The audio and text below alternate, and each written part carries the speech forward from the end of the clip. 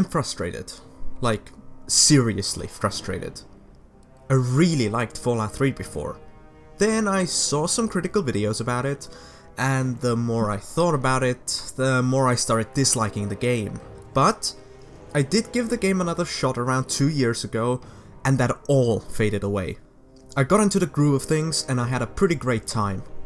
Compared to New Vegas, it was lacking, but I never expect the world out of games. I just expect a fun time, and I'm pretty lenient on most issues.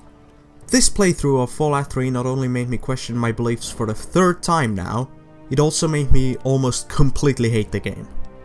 My knee-jerk reaction for this game is to say that Fallout 3 is an incompetent pile of garbage that is so bad that I have honest-to-God disdain towards whoever's responsible for something as full of potential as a 3D Fallout game. But this wouldn't be fair to the game, and it isn't how games should be reviewed, in my opinion. Personal thoughts and preferences are great, but you can't say something is bad just because you don't like certain things or prefer others. To talk about the game further and see why I'm disappointed, we need to actually play the game. The game starts with a cutscene, which is a great mood setter for the entire experience. It's immersive and bleak, just like the game's supposed to be. I don't want to set the world on fire. I just want to start a flame in your heart. In my heart I have but one desire, and that one is you. No other will do.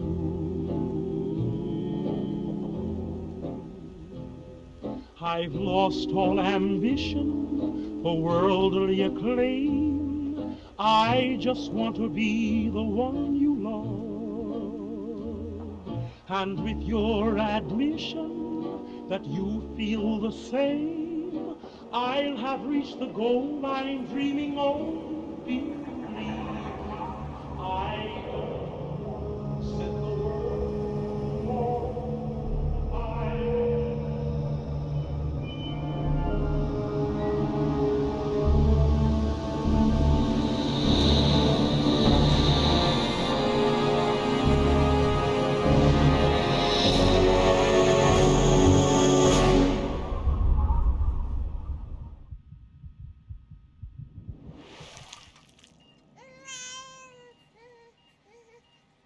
Our first in-game moments are, however, us coming out of a womb. Classy stuff. We name our character and proceed to the character creation screen. Fallout 3 has some decent looking characters, no matter what some people love saying. Sure, you can create a hideous creature, but you can also create a beautiful angel, just like I did. Turns out, Mommy bit the dust. I guess she can't bite the umbilical cord then.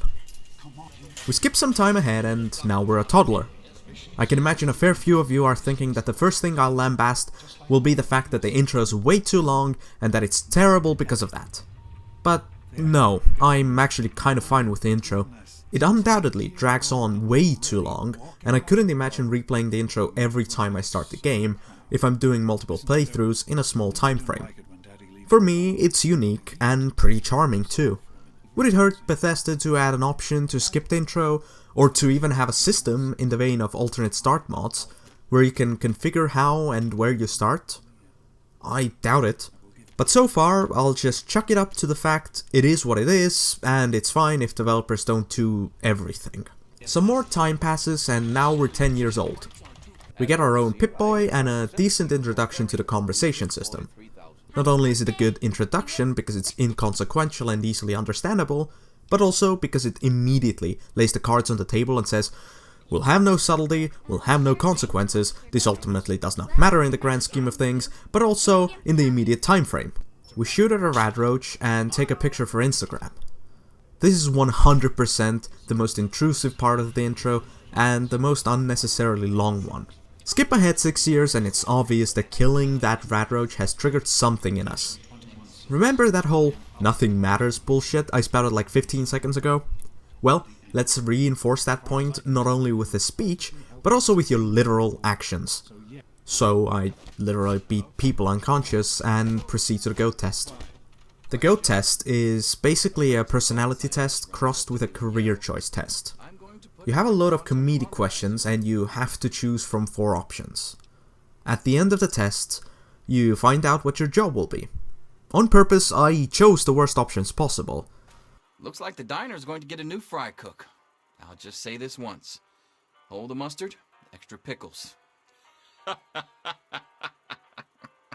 I guess I'm a fry cook now.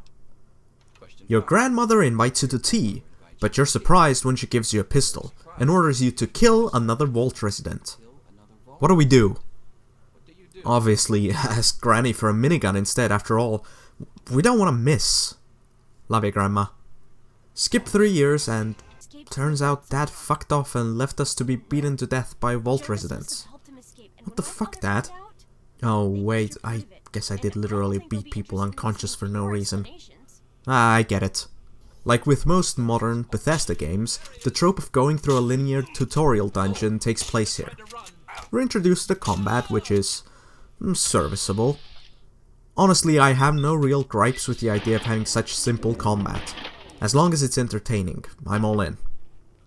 The really weird thing is that we start with melee weapons primarily, which are extremely uninvolved and unpolished. It's even less impactful than when playing Skyrim. Also, I'm gonna make a Skyrim review soon, just saying. I go with the most evil options possible. Mainly just going on a rampage and killing everyone. Why would I do that? This is just the morality of Fallout 3 in a nutshell. You either are Hitler or Jesus. This game hates half measures, and why do I even bother? Let's just continue with the game. We escape the vault and we're greeted by a scenic overlook. Even for today's standards, the game nails the atmosphere for our first real look towards the Wasteland. It's completely staged, scripted and curated, but the way the terrain's built, it feels natural. Good job, Bethesda. We start getting DLC messages after we get going to the only visible cluster of buildings, which seem to make up the town of Springvale. If it's not obvious, then I'll clear my character up. We play as Ralph, a gorgeous sex magnet. We always go with the most evil options, if possible, but we're willing to delay our evil nature if we can profit from waiting. However, I'll sometimes ignore these rules since often enough the game falls into a very clear formula, which is that it's actually way more beneficial to be a good guy than to take what you want. The currency, bottle caps, randomly materialize for people of the Wasteland after you've helped them. So, being a quick and easy raider with no morals actually gives you way less access to what a good character would get. If there's 100 caps in a house, then odds are the game will pretend that the house always had 400 caps, since you get 300 caps for a good karma task. It's just another way to make the game show that it never wanted you to make any choices. It wanted to be an open world shooter with fun quests instead. We go to a settlement called Megaton. It's basically a metal frame that has a bunch of smaller houses inside. It's neat, nice, thematic, and oh yeah, there's a literal fucking nuclear bomb in the middle of it all. There's a reason for that. Well, the game says there is, but there really isn't. Basically, there's a cult called the Children of Adam. Well, that's what they're meant to seem as. In reality though, they're just a flavor text for NPCs who have nothing to add to anything and are pretty pointless. But basically, they agreed to help the settlers of Megaton to bulk up the defenses of the settlement in exchange for leaving the bomb armed so the Children of Adam could worship the radiation. We trudge through Megaton, basically just stealing whatever's worth anything to lower our karma level low enough to hire Jericho, who's one of the main negative karma companions. So while we do that, let's quickly touch upon the karma system.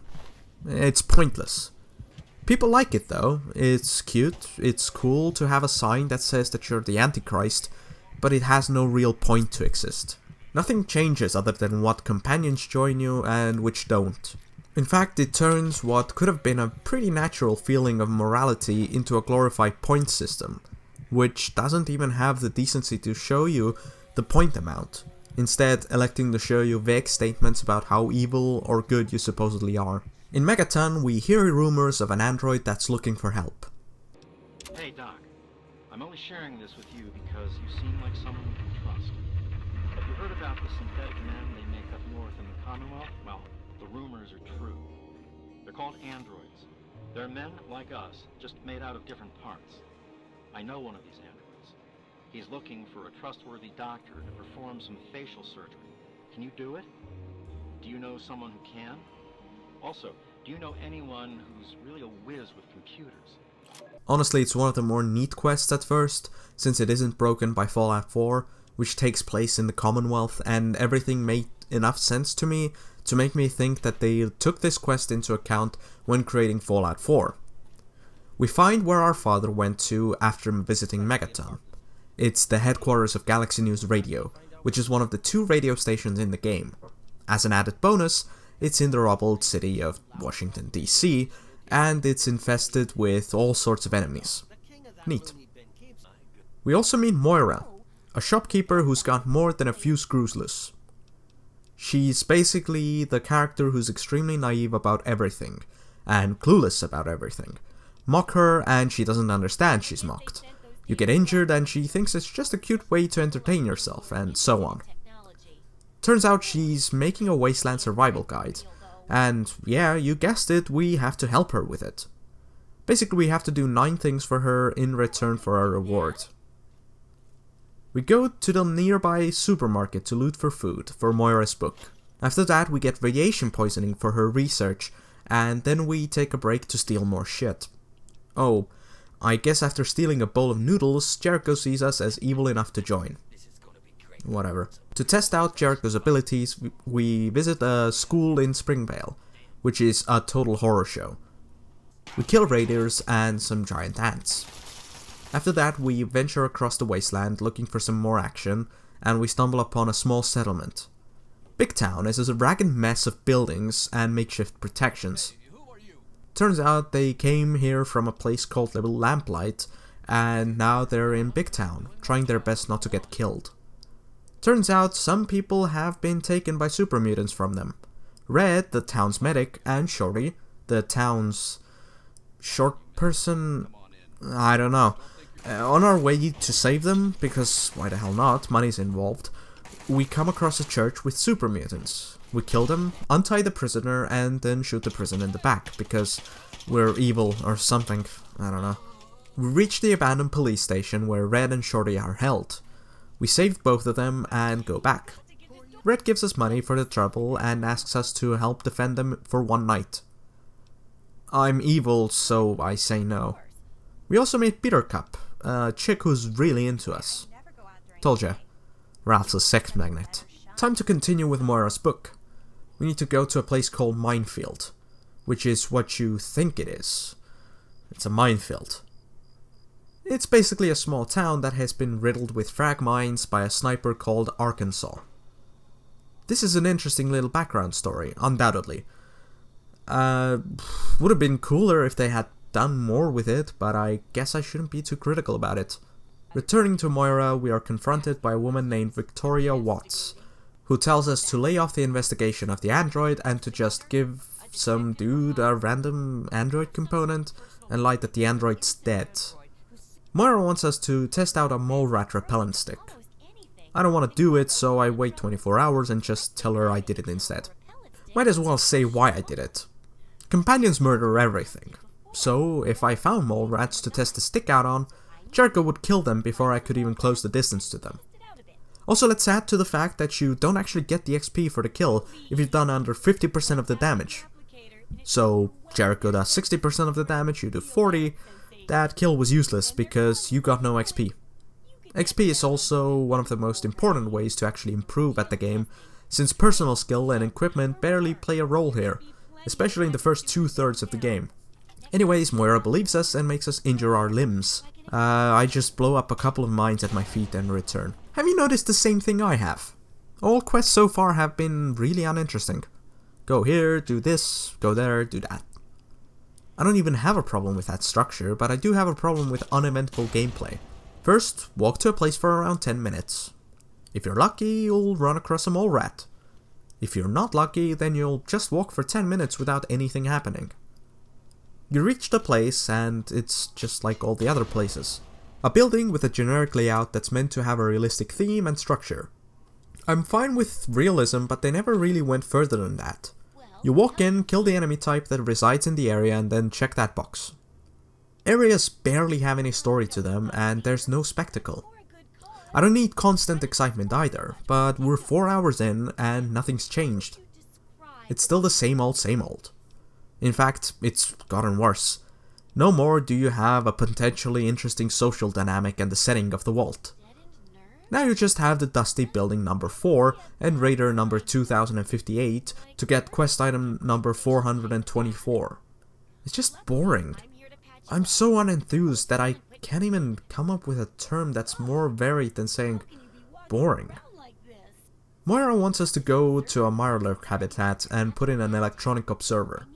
See, this has some potential, but once again, this is actually just a normal, boring, dusty building with themed enemies and slight puddles of water at the lowest level. There's at least some backstory that's kind of interesting, but all it boils down to is, this used to be a Mirrorlurk cake factory, and now it isn't, due to fierce competition ending with literal mercenaries causing chaos. We're supposed to be stealthy here, but fuck that, everything dies. We go back to Megaton and we run into an issue. It's hard to sell shit. My inventory is chock full of shit, but no one has the cash to pay for it, so I have to sell shit piecemeal all the time. I get that it's indicative of the stagnant economy of the Wasteland, but all this really is some filler, since in 48 hours to 72 hours or whatever, they restock their inventory. Guess what? You can just crank the wait timer up to max 3 times and have that time waited without an issue. There's no timed aspect to anything in this game. Nothing's time sensitive, so you can easily just wait 100 years outside their vault right after you exit without any downsides. We fix some pipes in Megaton for an unmarked quest. Also, we go back to Moira, and honestly, I've had enough. We've turned the quest in and basically crushed Moira's hopes and dreams. The storyline's preemptively cut off, and Moira's depressed for the rest of the game. I don't even care. I still get a discount thanks to a flimsy explanation, and we move on. I get a lot more done now that I'm not working on that book. I guess that's something. And that ought to earn you a discount, huh? I hate to sound like a broken record, but this is another example of Bethesda saying, nothing matters and we don't want to even have choices. You ruined a woman's dreams. She's depressed. But she still gives you a discount? With many of these quests, no matter what you do, the reward's the same thing, dressed up slightly differently. With some others, the bad ending just means everyone dies. But it's not like that's better, it's just lazy design. We go back to Big Town and... yeah, here's another fucking example. I didn't help them defend themselves. Now they're all missing. No bodies even. Why couldn't they have just made a set piece out of it? You didn't help them, and so you return to see the buildings on fire. Blood everywhere. Some bodies are mangled. Some others are even fucking nailed to walls or some shit. Make it brutal. Make it violent. You want violence in your game, so go for it.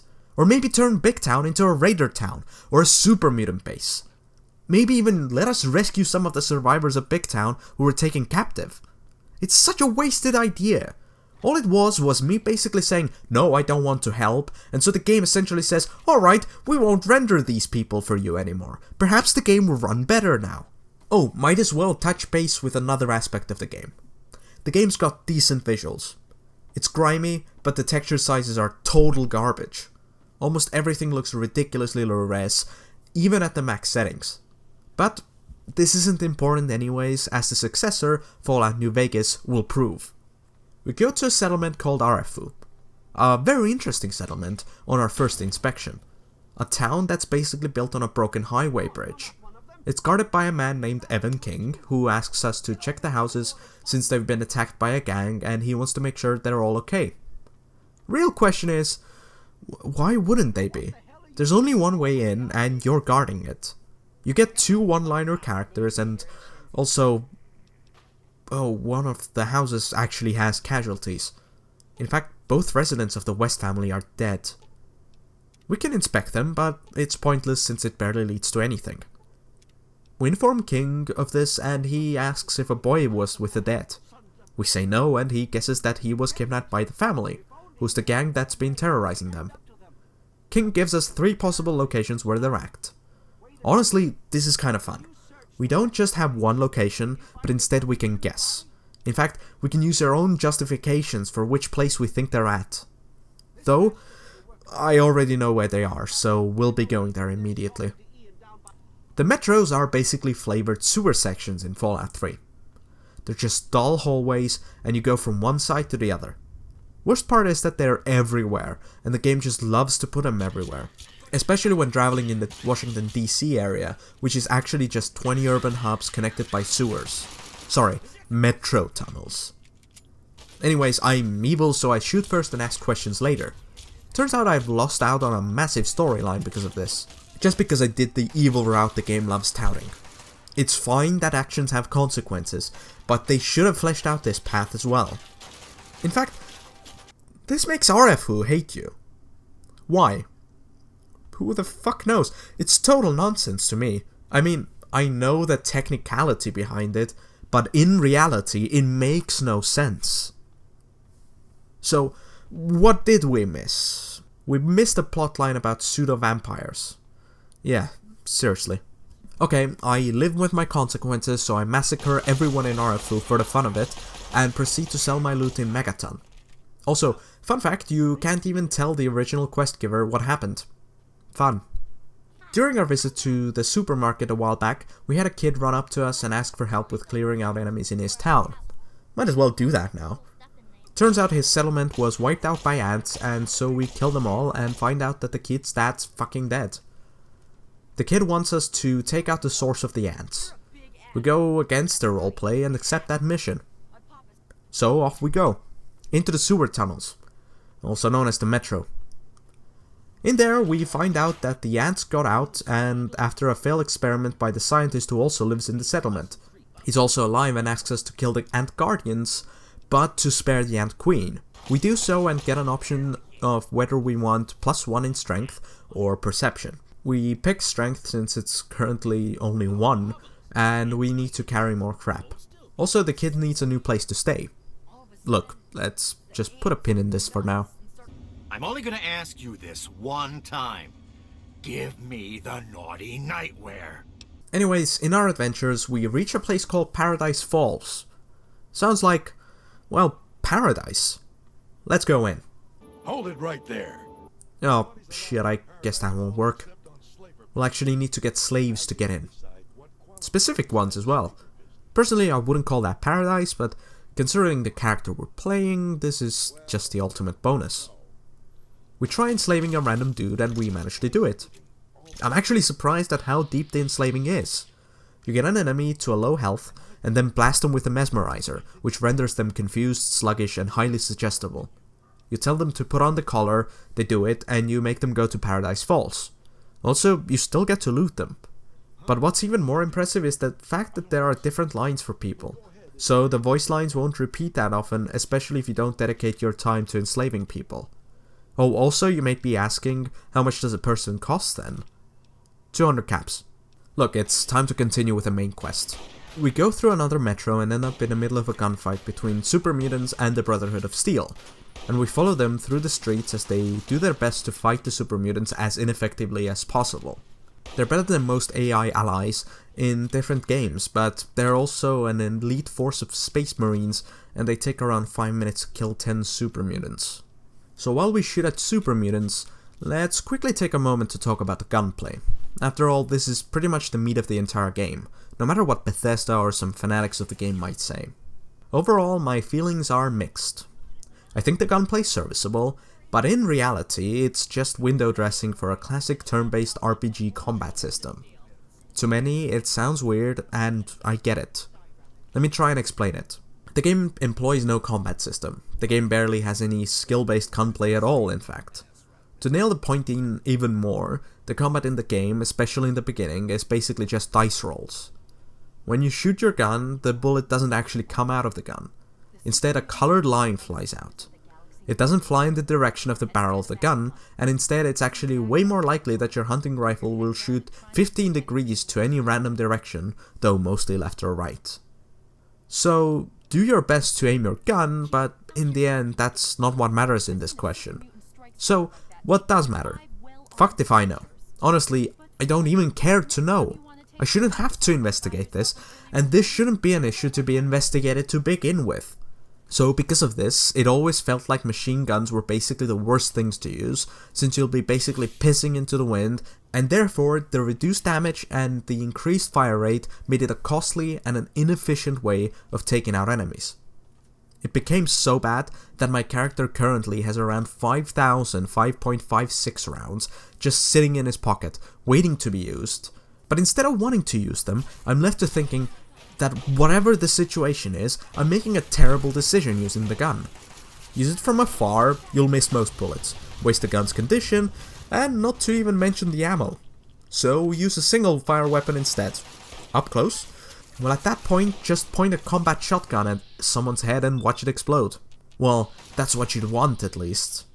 But don't be surprised if an enemy with just a basic combat helmet on will eat up 5 shotgun shells to the face by only taking a total of 20 damage, because that's also a massive problem with the game. The damage feels extremely randomized. How do you know how much damage your gun will make? Well, there's a number next to the gun for a reason. To clear it up immediately, enemies have around 20 bars of health, since Bethesda is too cool to use numbers. So you take out your combat shotgun, which does 25 damage. Great, I guess there will be an added bonus to damage when you aim for the head. Take a shot and suddenly we're dealing 1 bar of damage. Alright, we've now got a glimpse of the enemy health. Next shot, 8 bars of damage. Sorry, what? So, this time it took the rest of the 11 bars and the head exploded. Great. Next time the damage might scale the opposite way. It's unpredictable and unusable. I don't know how long it will take to talk about all of this, so let's quickly come back to the story. We killed a super mutant behemoth by giving us a fat man to use. Personally, I took my time to advance in the story, so for me this isn't an instant gratification moment like in Fallout 4 with a minigun, power armor, deathclaw situation, but I understand why people would hate it in Fallout 3. But personally, I thought it was fine. We get into the GNR Plaza, talk to 3Dog, who's the DJ of the Galaxy News Radio. He shit-talked us for the entire game for being evil, by the way. But all of a sudden, he basically says that Ralph is a swell dude and that he's fighting the good fight. Which is basically a cringeworthy term that they try and push for the nebulous struggle between good and evil. Whatever. We use our subpar speech skill to get our way out of a filler mission, and we continue our journey.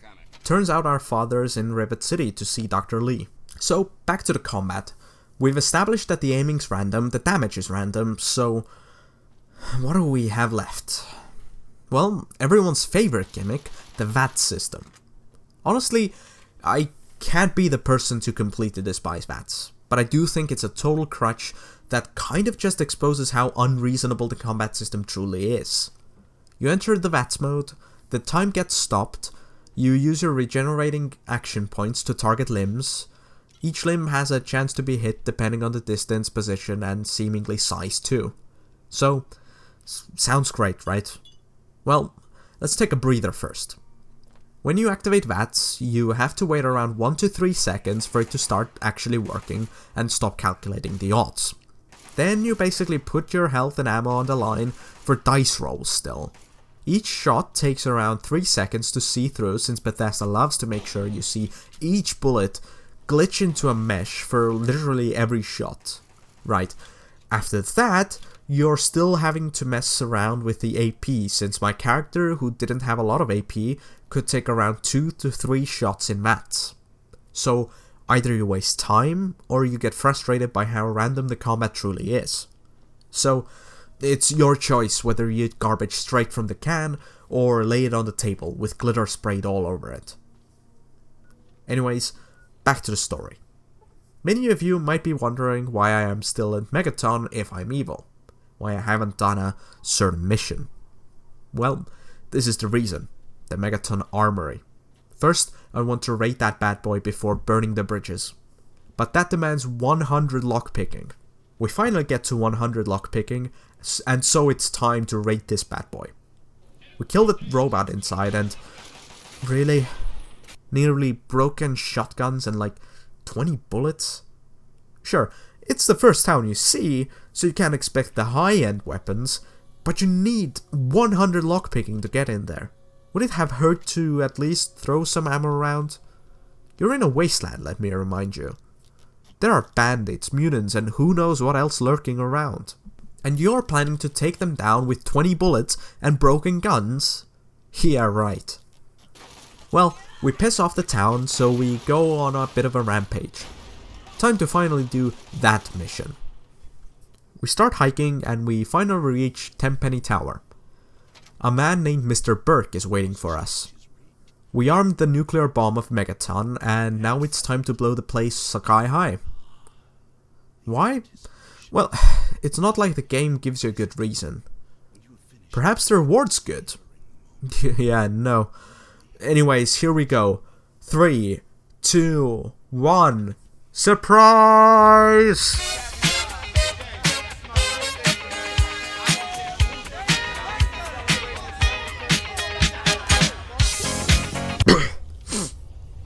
Oh, we also get a private suite in the tower. Why would I want it? No, I honestly don't know. But this shows another issue with the quests. You were never meant to be evil. Instead, they seem to have added it retrospectively. How would a bad person perform? Oh, they'd obviously just genocide an entire region. Yeah, that makes sense. Wait, but then they won't earn any money from the good stuff. Okay, just give them the same reward for it. See, in Megaton, you could have also disarmed the bomb, for which you would have gotten a house in Megaton, and I think the cap's reward would have been exactly the same. How about making genocide a bit more rewarding, so you'd have to battle your own inner greed with the morality?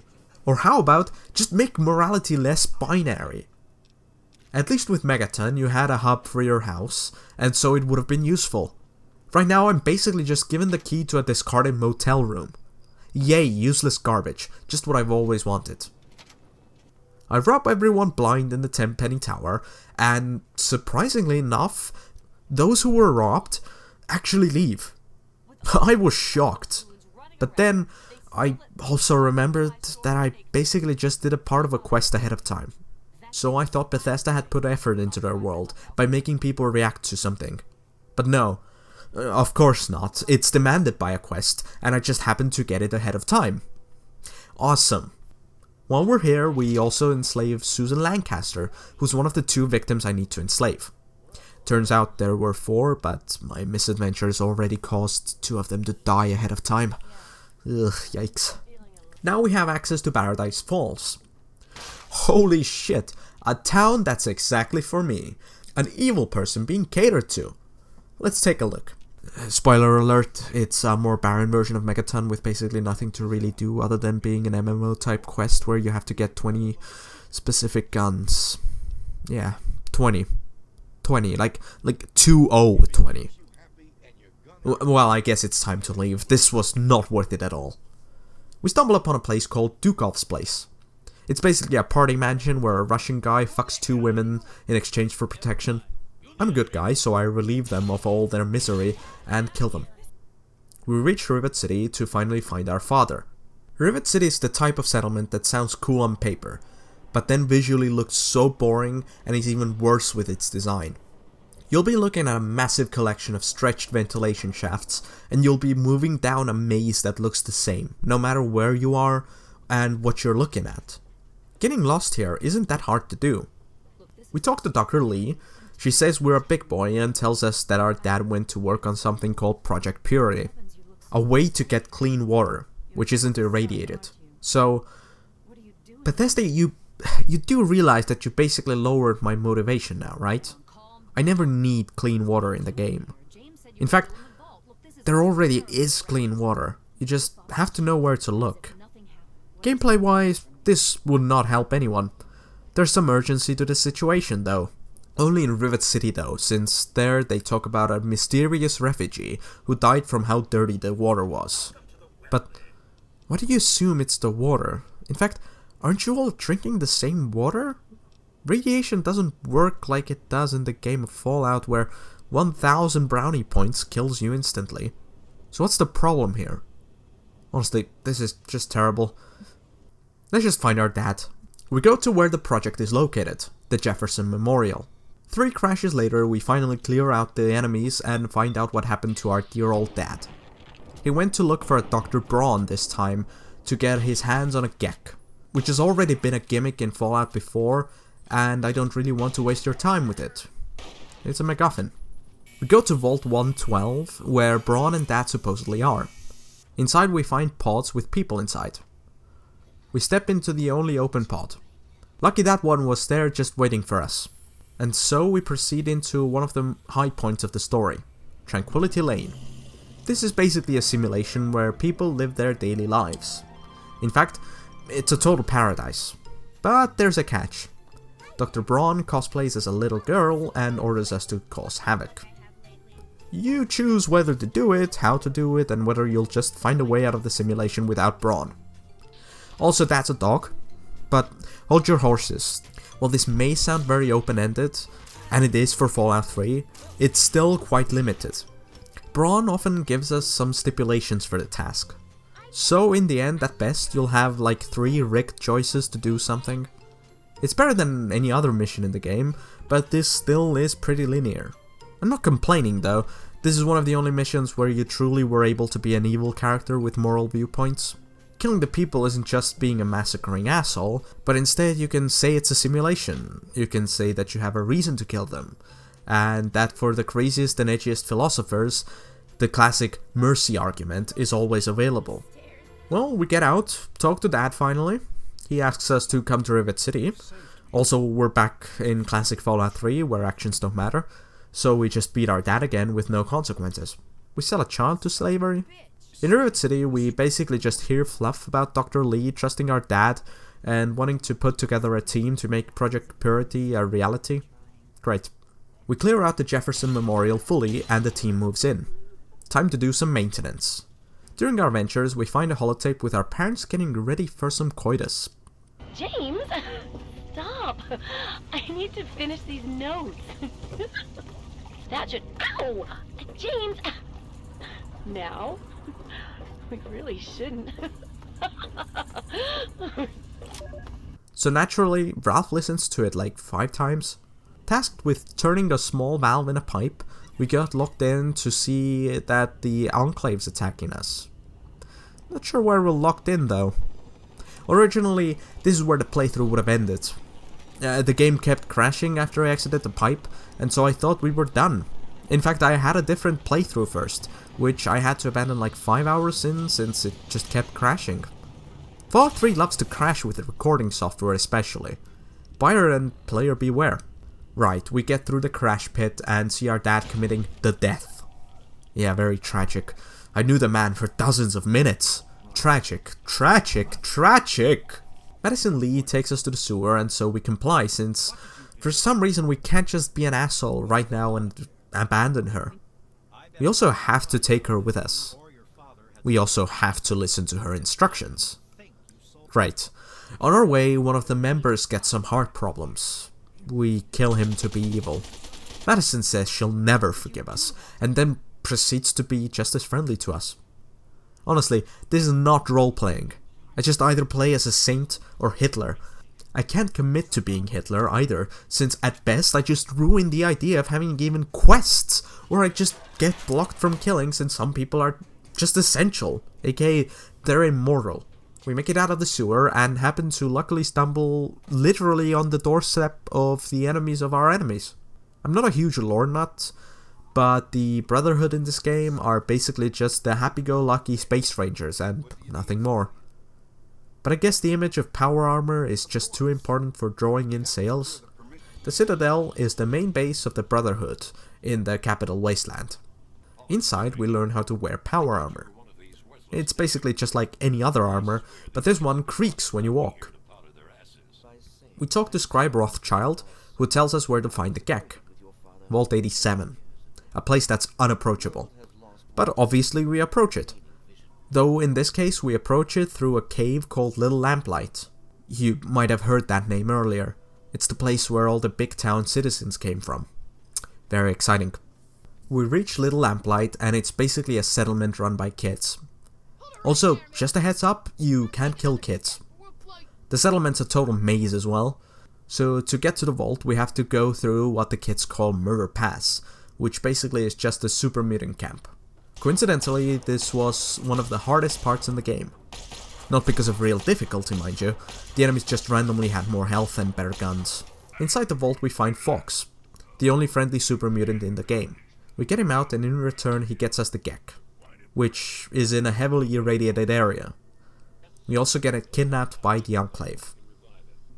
We wake up and almost immediately get released with all of our equipment by President Eden, who is the leader of the Enclave.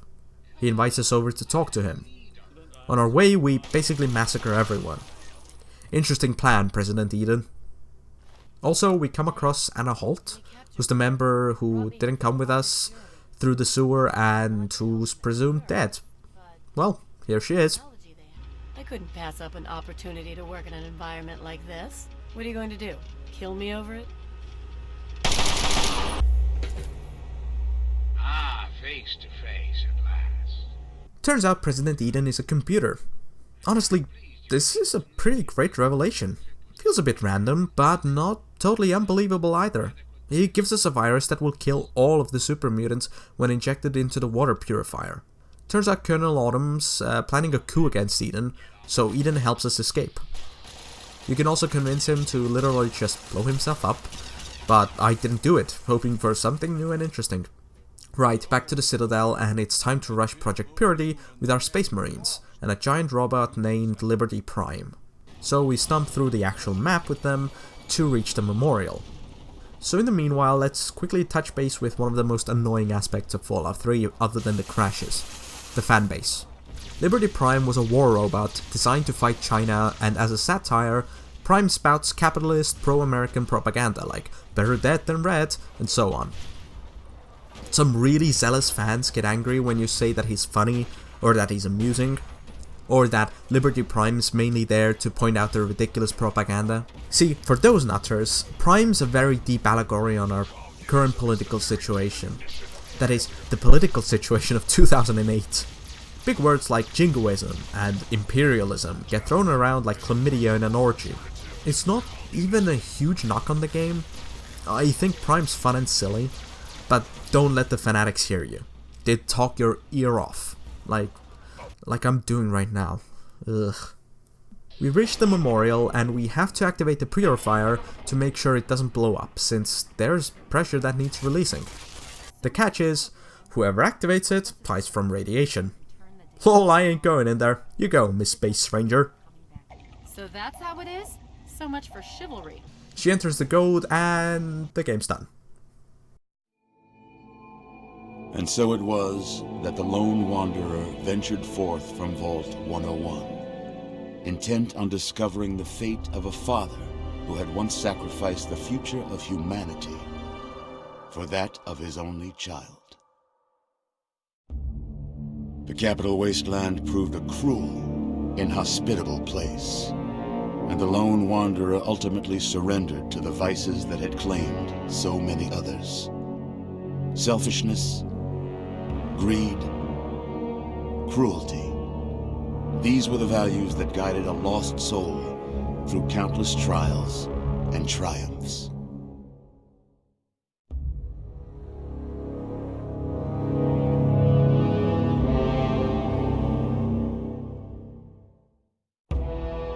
It was not until the end of this long road that the lone wanderer was faced with that greatest of virtues, sacrifice. But the child refused to follow the father's selfless example, instead allowing a true hero to venture into the irradiated control chamber of Project Purity and sacrifice her own life for the greater good of mankind. Sadly, when selected by the sinister president to be his instrument of annihilation, the Wanderer agreed. Humanity would be preserved, but only in its purest form. The waters of life flowed at last, but the virus contained within soon eradicated all those deemed unworthy of of salvation, the capital Wasteland, despite its progress, became a graveyard.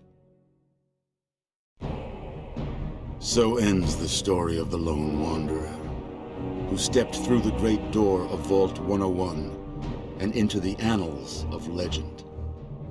But the tale of humanity will never come to a close, for the struggle of survival is a war without end. And war never changes.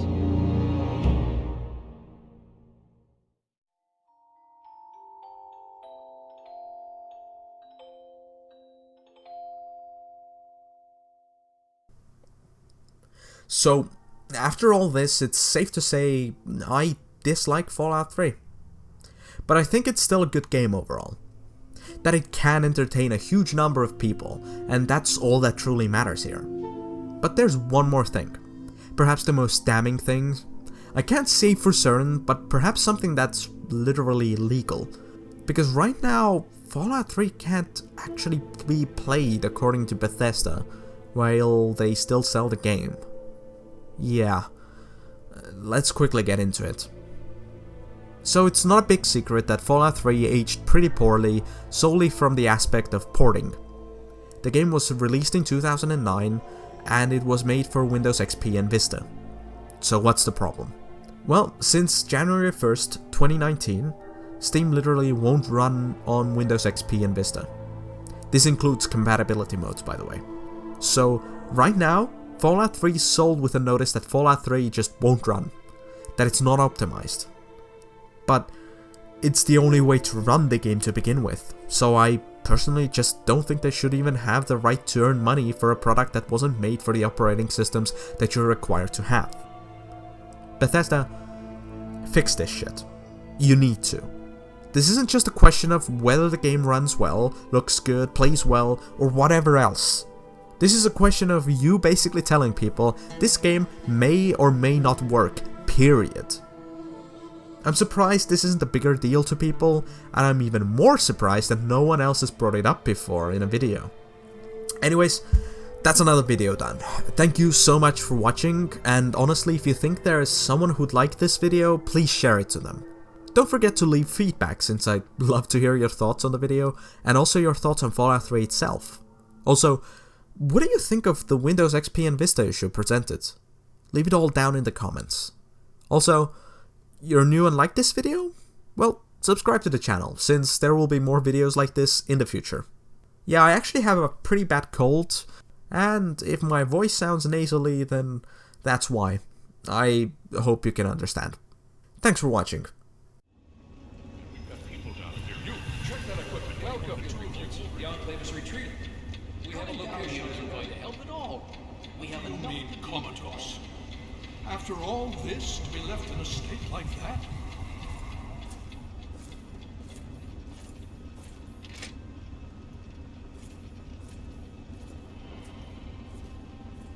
Easy now, take it slow.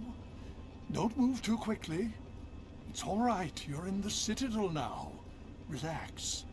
I was starting to think you might never wake up, despite assurances to the contrary. It's good to see you on your feet again.